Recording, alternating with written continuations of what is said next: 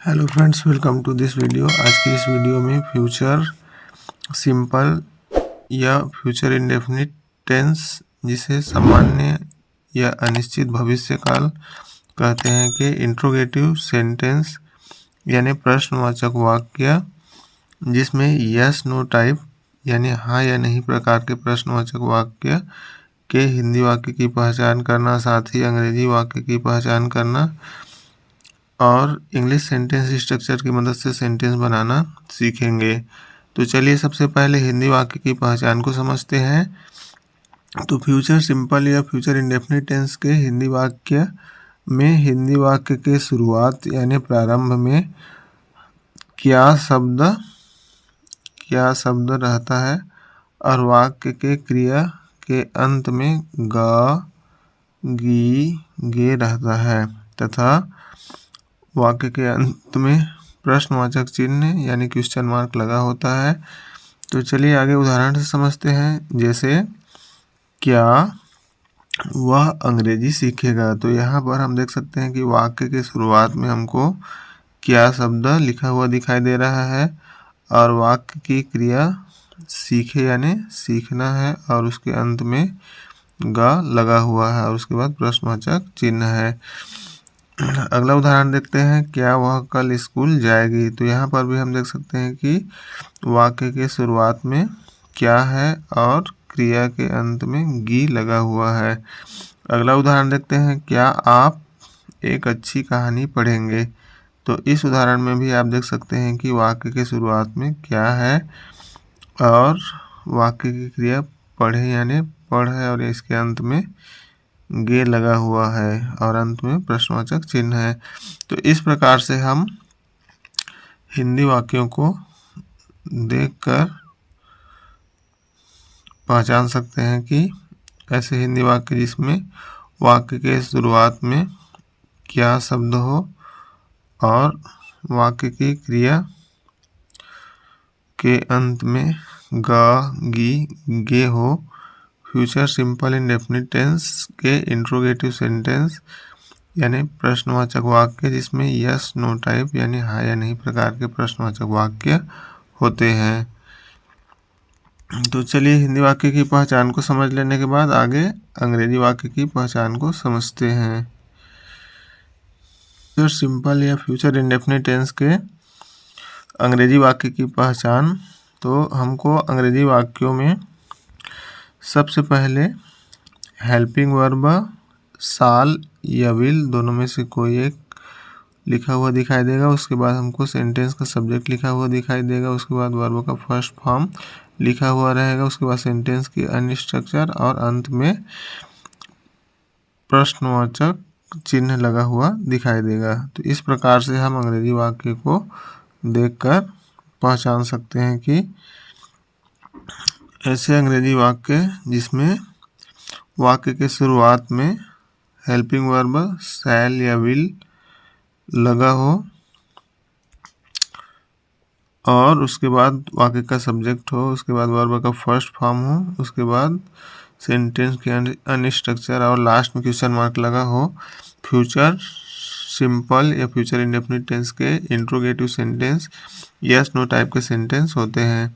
चलिए एग्जांपल देखते हैं। जैसे यहाँ पर एग्जांपल है विल ही लर्न इंग्लिश, तो यहाँ पर हम देख सकते हैं कि वाक्य के शुरुआत में हेल्पिंग वर्ब विल लगा हुआ है, उसके बाद सब्जेक्ट है, उसके बाद वर्ब का फर्स्ट फॉर्म है। तो इस प्रकार का सेंटेंस फ्यूचर सिंपल या फ्यूचर इंडेफिनिट टेंस के इंट्रोगेटिव यस नो टाइप का सेंटेंस है। अगला एग्जांपल देखते हैं। Will she go to school tomorrow, तो यहाँ पर भी हम देख सकते हैं कि सेंटेंस की शुरुआत में विल है, उसके बाद सब्जेक्ट है, फिर वर्ब का फर्स्ट फॉर्म है। तो मुख्य रूप से हम सेंटेंस के शुरुआत में हेल्पिंग वर्ब को देखकर और सब्जेक्ट के बाद में वर्ब के फॉर्म को देखकर इंग्लिश सेंटेंस को पहचान सकते हैं कि ऐसे इंग्लिश सेंटेंस जिसमें वाक्य के शुरुआत में शाल या विल हो, उसके बाद सब्जेक्ट के बाद में वर्ब का फर्स्ट फॉर्म हो और लास्ट में क्वेश्चन मार्क लगा हो, तो फ्यूचर सिंपल इंडेफिनिट टेंस के इंट्रोगेटिव सेंटेंस जिसमें यस नो टाइप के इंट्रोगेटिव सेंटेंस होते हैं। तो अंग्रेजी वाक्यों की पहचान को समझ लेने के बाद चलिए अब आगे इंग्लिश सेंटेंस स्ट्रक्चर को समझते हैं, यानी अंग्रेजी वाक्य संरचना। यानी हम अंग्रेजी में वाक्य किस प्रकार से लिखेंगे या हिंदी वाक्यों को अंग्रेजी में अनुवाद करते समय हमें वाक्य को किस क्रम में लिखना होता है, इसे समझते हैं। तो यहाँ पर हमको सबसे पहले सेंटेंस स्ट्रक्चर के अनुसार सबसे पहले हमको हेल्पिंग वर्ब शाल या विल दोनों में से कोई एक लिखना होता है। उसके बाद हमको सब्जेक्ट लिखना होता है, फिर वर्ब का फर्स्ट फॉर्म, फिर यदि सेंटेंस में विशेषता बताने वाला शब्द हो यानी विशेषण हो, एडजेक्टिव हो तो उसे लिखेंगे। उसके बाद हमको ऑब्जेक्ट लिखना होता है, फिर हमको वर्ब का फिर उसके बाद हमको सेंटेंस में अदर वर्ड यानी अन्य शब्द हों उसे लिखेंगे और लास्ट में क्वेश्चन मार्क लगाना होता है। तो इस प्रकार से अंग्रेजी वाक्य की संरचना यानी इंग्लिश सेंटेंस स्ट्रक्चर हो जाएगी। हेल्पिंग वर्ब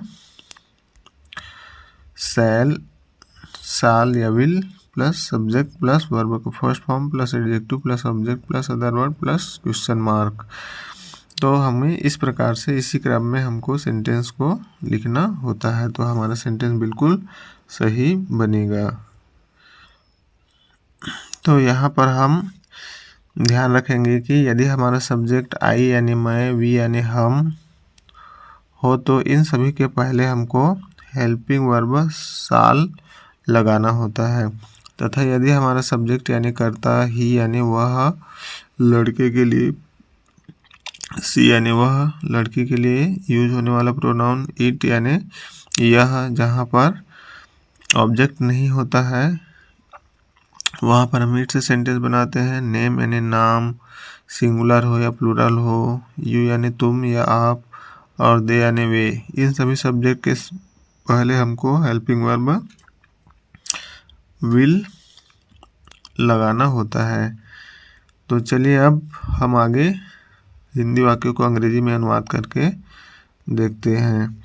तो यहाँ पर हमारा हिंदी वाक्य है, क्या हम अंग्रेजी बोलेंगे। तो हम वाक्य के शुरू और क्रिया के अंत को देखकर पहचान लिए कि इस प्रकार का वाक्य future simple indefinite interrogative sentence yes no type का सेंटेंस है।